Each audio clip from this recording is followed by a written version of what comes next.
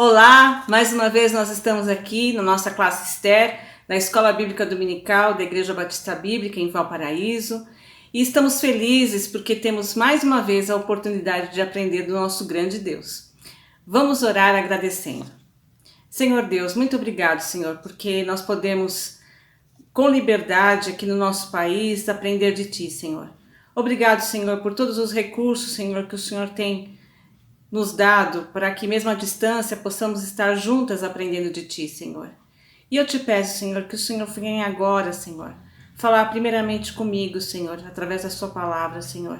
E também, Senhor, com cada uma das minhas irmãs, Senhor, com cada pessoa que estará ouvindo essa lição, Senhor, que todas nós, Senhor, possamos ser edificadas, Senhor, e possamos caminhar para nos tornarmos verdadeiras adoradoras Tuas, Pai.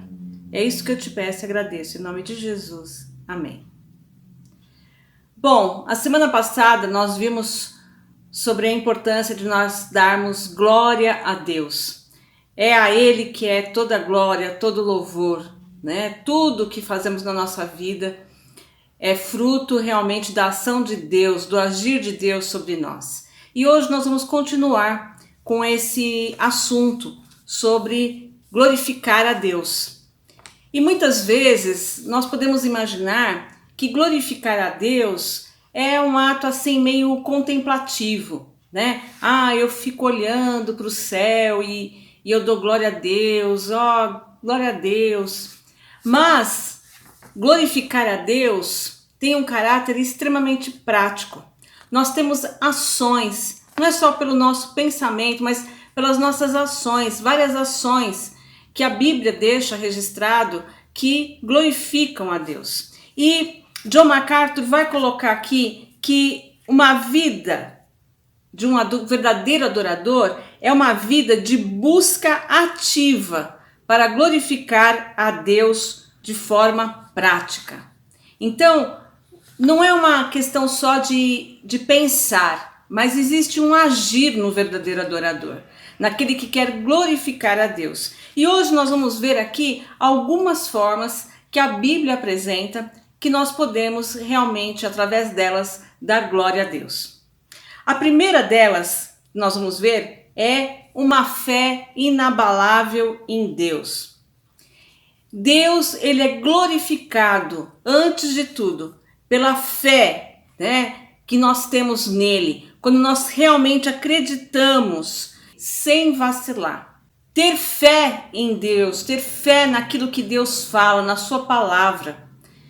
Muitas vezes nós podemos até falar que nós temos essa fé. Eu acredito sim que tudo que Deus fala é verdadeiro. Mas como é que essa fé, ela se traduz no nosso dia a dia? Nós temos que nos recusar a que a dúvida, a que a incerteza entrem no nosso coração. Romanos capítulo 4, versículo 20, diz a respeito de Abraão: diante da promessa de Deus, não vacilou em incredulidade, pelo contrário, foi fortalecido na fé, dando glória a Deus. Então vejam, a fé é talvez a forma mais básica de adoração. Abraão tinha tudo para duvidar do que Deus estava dizendo para ele. Ele era um idoso. Como que vai de mim fazer uma grande nação, né? Mas a palavra de Deus está dizendo que diante da promessa de Deus, ele não vacilou realmente em incredulidade. Ele não duvidou daquilo que Deus estava falando. Então, todo cristão precisa realmente, se quer ser um verdadeiro adorador, adorar a Deus com uma fé inabalável. Um exemplo, por exemplo, de fé, né, é quando nós temos na palavra de Deus dizendo que não virá sobre nós tentação maior do que a gente possa suportar. Isso é uma promessa do Senhor, né? Está lá em 1 Coríntios, capítulo 10, versículo 13. Por isso, todas as vezes que a gente diz, eu não posso resistir a esse tipo de tentação, eu não vou aguentar, nós estamos dizendo que Deus é mentiroso.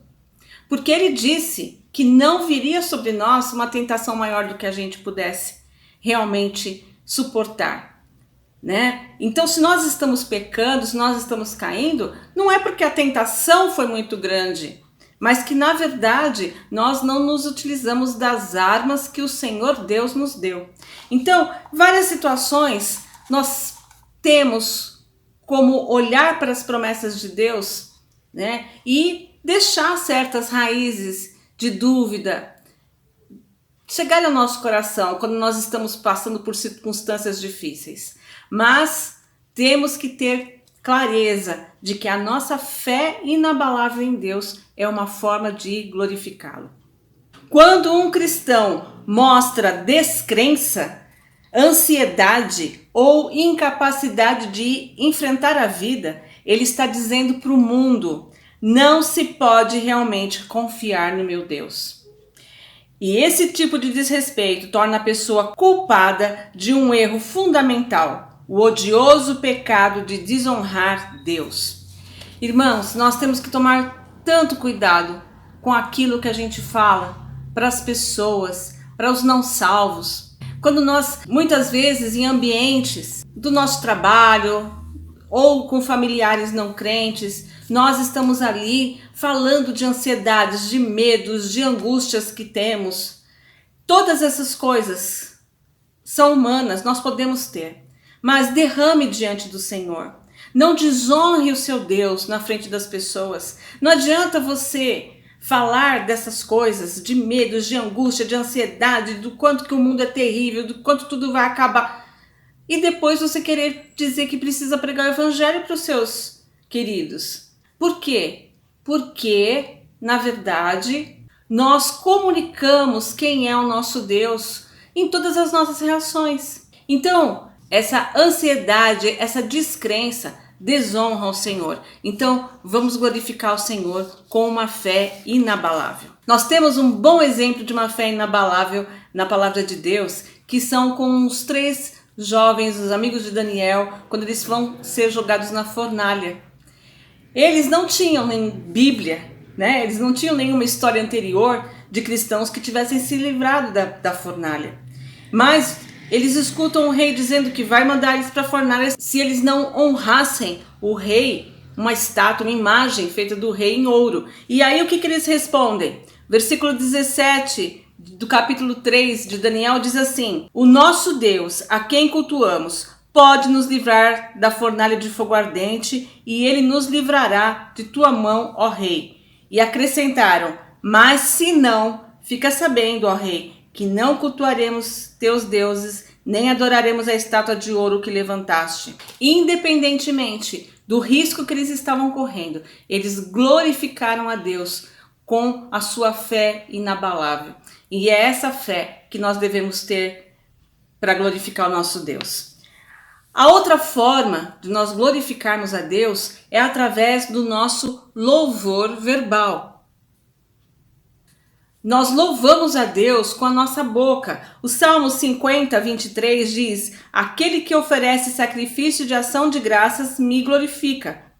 Louvar é simplesmente exaltar a Deus, recitando seus atributos e suas obras e agradecendo-lhe por quem ele é e por aquilo que ele realizou. Nós vemos vários salmos em que isso acontece, né? Em que Deus é exaltado por quem ele é, pelas maravilhas que ele faz. Então nós podemos declarar isso constantemente no nosso dia a dia, em cada detalhe. Quando o nosso olhar realmente enxerga a ação de Deus, enxerga Deus em tudo que acontece, nós devemos proclamar isso com as nossas palavras. Nós, em família, podemos conversar, falar do que Deus fez para os nossos filhos, para as pessoas que estão conosco. Essa é uma forma de glorificar a Deus. Eu me lembro de vários almoços, né, com o meu pai, em que a gente se reunia ali, todo mundo conversando, e quantas histórias que até aparentemente eram repetidas, né?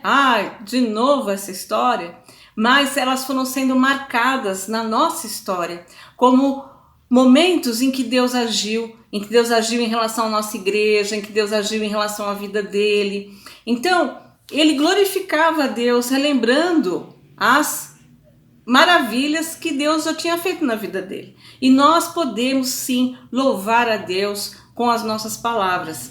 Sabe, irmãs, é triste que muitas vezes o fato da gente falar de Deus, falar do que Deus faz, até mesmo entre os crentes, é visto como algo exagerado, muita santidade, né? Mas como nós falamos pouco do nosso Deus. Quando termina um culto, quando nós nos encontramos, quando conversamos, trocamos mensagens por WhatsApp, quanto que realmente nós falamos das maravilhas que Deus faz na nossa vida, né? E se nós não fazemos isso entre nós, que dirá com aqueles que não conhecem ao Senhor Jesus? No dia do Pentecoste, quando os cristãos ficaram pela primeira vez cheios do Espírito Santo, né? E começaram a falar línguas estranhas, a mensagem que eles falavam era as grandezas de Deus, como está lá em Atos capítulo 2, versículo 11. Então, nós vemos que proclamar a grandeza de Deus é glorificar o Senhor. Nós vemos a história dos 10 leprosos que foram curados pelo Senhor Jesus, e dos 10, quantos voltam? Somente um, né? E o que Jesus fala para ele? Está lá, Atos capítulo 17, versículo 18. Então Jesus perguntou: não foram 10 os purificados? E os outros 9, onde estão? Não houve quem voltasse para dar glória a Deus, senão esse estrangeiro? Não houve quem voltasse para dar glória a Deus, né? Então, o louvor verbal é adoração. Outra forma de adorarmos ao Senhor, de glorificarmos o seu nome, é a confissão do pecado. Muitas vezes nós achamos que confessar pecados não é glorificar a Deus, mas é. Quando nós confessamos os nossos pecados, nós estamos reconhecendo que nós somos pecadores indignos e nós estamos exaltando a santidade de Deus. Nós estamos querendo nos aproximar do Senhor e sabemos que de uma maneira impura nós não poderemos fazer isso.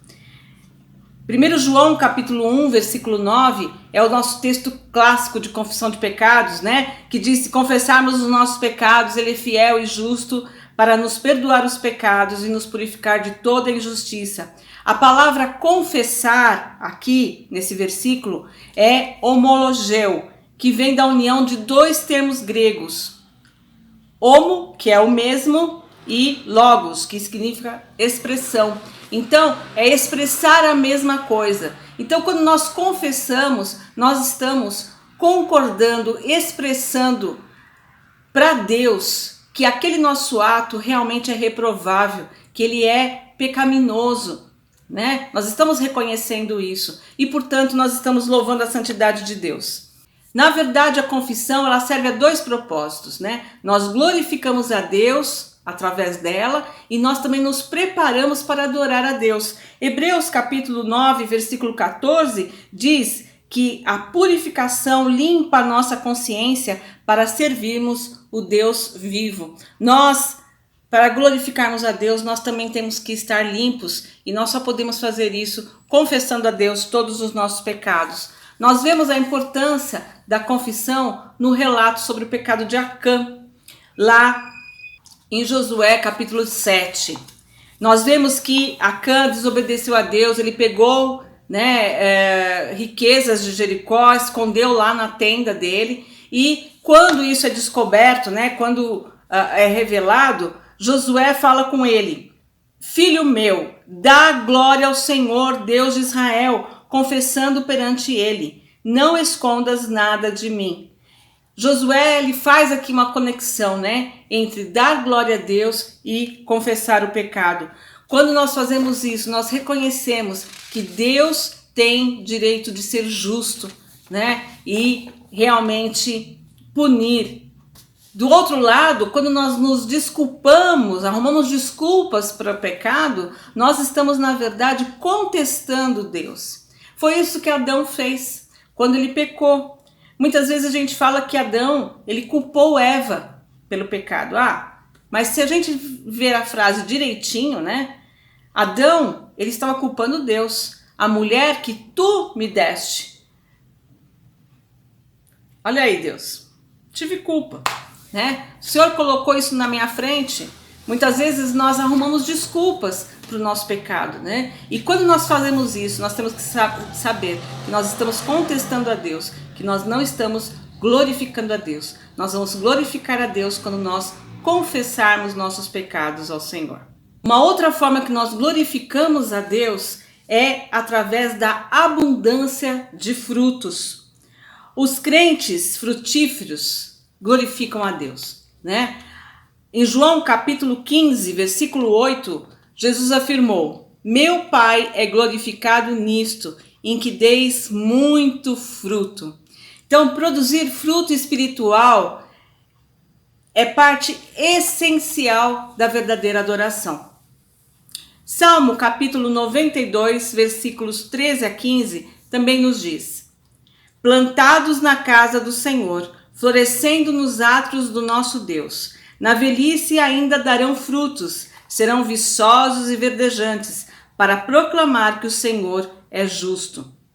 Filipenses capítulo 1, versos 10 e 11, nos diz: para que aproveis as coisas superiores, a fim de serdes sinceros e irrepreensíveis até o dia de Cristo, cheios do fruto de justiça que vem por meio de Jesus Cristo, para a glória e louvor de Deus.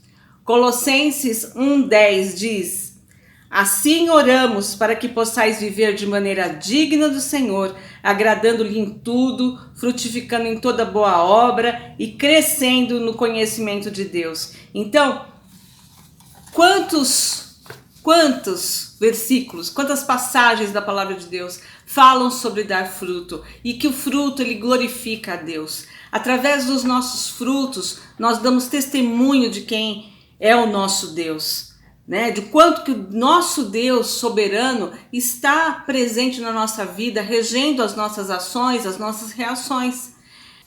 Um filósofo alemão chamado Heinrich Heine, ele disse o seguinte, ele desafiou, né? Ele disse assim: mostre-me a sua vida redimida e eu poderia ser inclinado a crer em seu Redentor. As pessoas vão crer no nosso Deus, no Deus que nós proclamamos, através da nossa vida, através dos frutos que nós damos. Então, o fruto, ele glorifica a Deus, ele exalta o nosso Deus.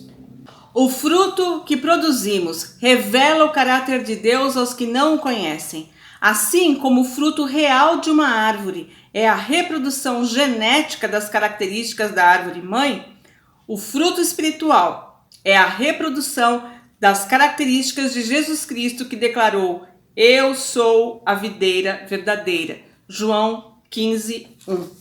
Então, a nossa árvore mãe, né? O nosso Jesus Cristo, ele é a videira verdadeira. E nós temos que também dar fruto para glorificar o nome do nosso Deus. Uma outra forma é uma oração confiante. Adoração e oração são duas coisas inseparáveis. João capítulo 14, versículo 13, diz: e eu farei tudo o que pedirdes em meu nome, para que o Pai seja glorificado no Filho. Aqui Jesus está dizendo, não que ele vai dar tudo o que a gente pedir, mas que ele vai fazer aquilo que for pedido em nome dele, né? E o Pai vai ser glorificado através dessas respostas.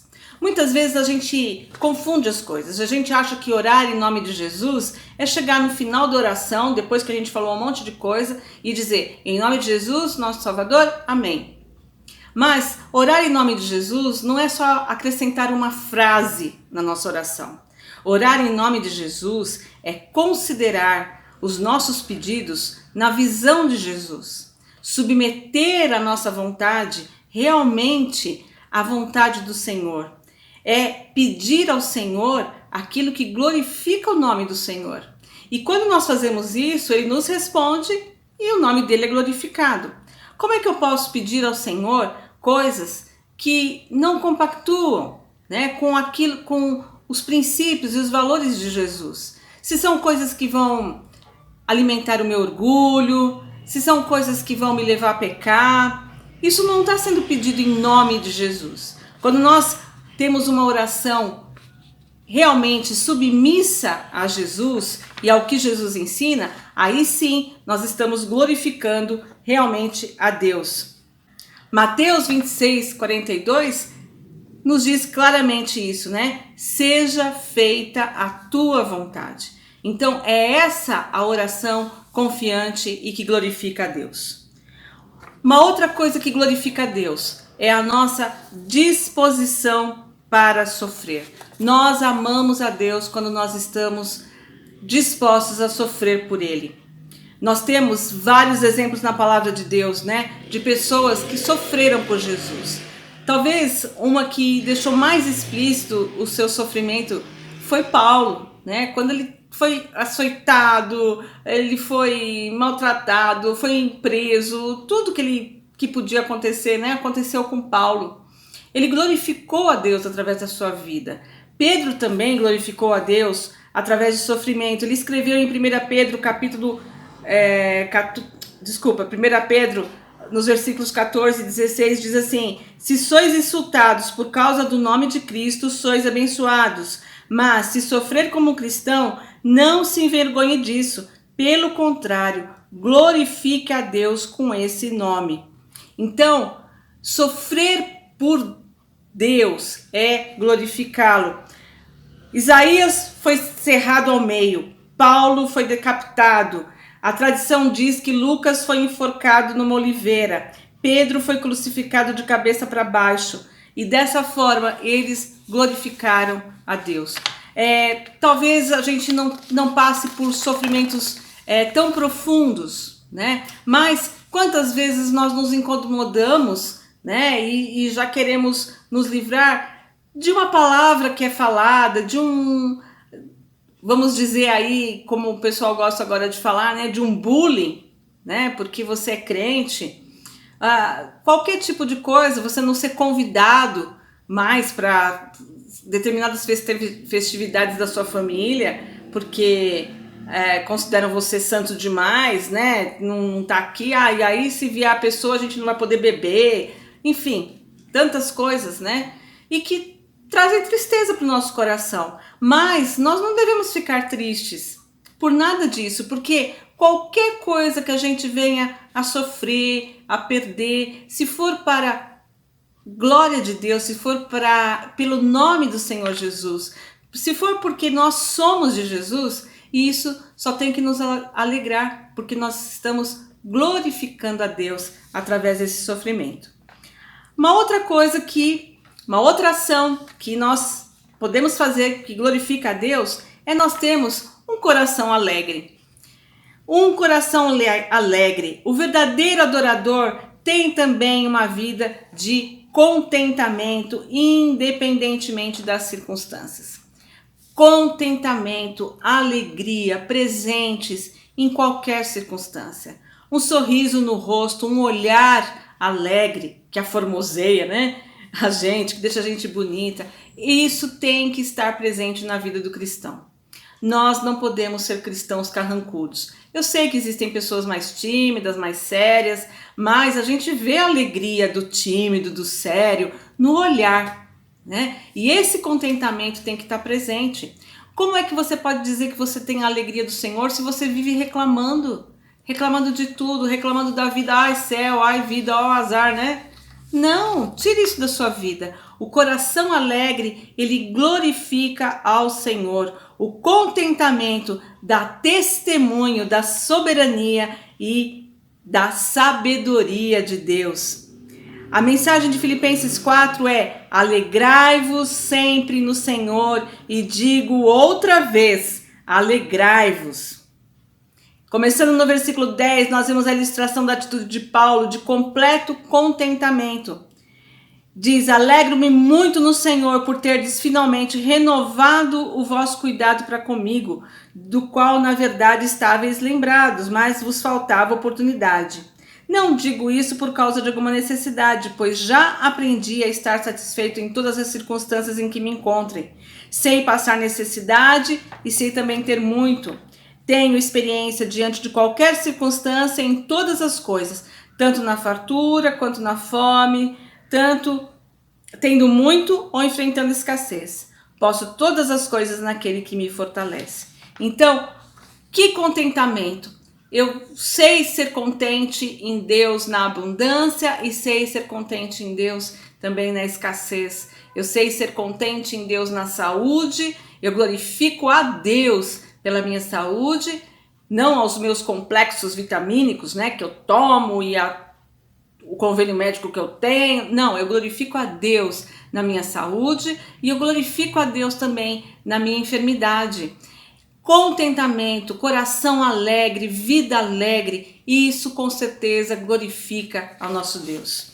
E a última ação prática que nós podemos ter para glorificar o Senhor é um testemunho claro.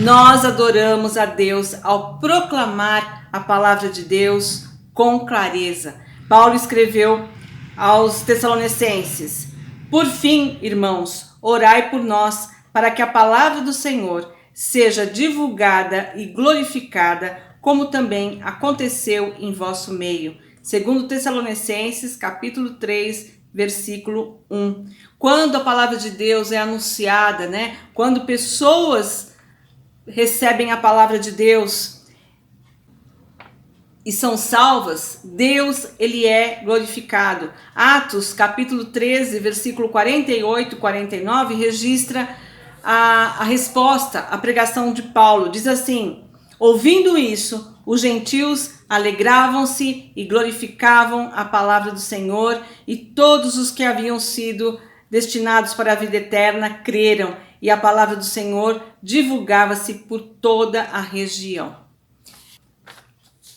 Vocês vejam aqui, né, que Paulo diz que aqueles que estavam destinados à salvação, à vida eterna, creram. Então, como cristãos, nós temos que anunciar a todos. O Espírito Santo, ele vai mover o coração daqueles que soberanamente Deus queira mover, né? Nós não temos por que ficar tentando entender esse mistério. Nós temos que fazer aquilo para o que Deus nos separou. E ele disse: ide por todo mundo e pregai o evangelho. Então, você tem uma bola de cristal aí, você tem uma revelação de quem, né, o Senhor vai tomar nas mãos, quem ele vai salvar ou não? Você não tem. Mas você tem uma ordem explícita. Fale a palavra. Então, testemunhar de Deus, do que Deus é, do que Deus faz, falar do plano de salvação para as pessoas, isso é uma ordenança para a nossa vida e glorifica a Deus. Quando nós fazemos isso, outras pessoas são salvas, outras pessoas passam a glorificar a Deus também com as suas vidas. Olha que coisa bonita, né? O meu fruto, aquilo que eu faço, vai germinando em outros corações, que vão em outros, que vão em outros. Então, isso vai sendo uma cadeia. Então, a nossa adoração, através do testemunho da palavra, ela acaba produzindo novos adoradores. John MacArthur termina este capítulo dizendo: obviamente, existem muitas outras formas indicadas nas Escrituras para adorar e glorificar a Deus. Contudo, ao examinarmos passagens que determinam especificamente como Deus é glorificado, fica evidente que a verdadeira adoração é uma busca ativa, envolvente e interminável. Quando o adorador dá sua vida à glória de Deus, descobre uma rica fonte de alegria, poder e significado não disponível a todo mundo, porque a vida que honra a Deus é a única vida a qual Deus honra. Busca ativa. Você quer ser um adorador do Senhor? Você quer glorificar o nome do Senhor? Isso não se faz só em pensamentos, né? Em meditação. Não, isso se faz em ação. Vamos agir. Vamos realmente realizar todas essas ações que a gente falou nesta aula. Vamos ter uma fé inabalável, vamos ter um louvor verbal, vamos ter a confissão dos nossos pecados, né? Vamos ter uma oração confiante, vamos ter uma abundância de fruto, vamos realmente ter um coração alegre e um testemunho claro. Tudo isso vai glorificar o nosso Senhor. Que esse seja realmente o sentido da sua vida e da minha também. Glória a Deus.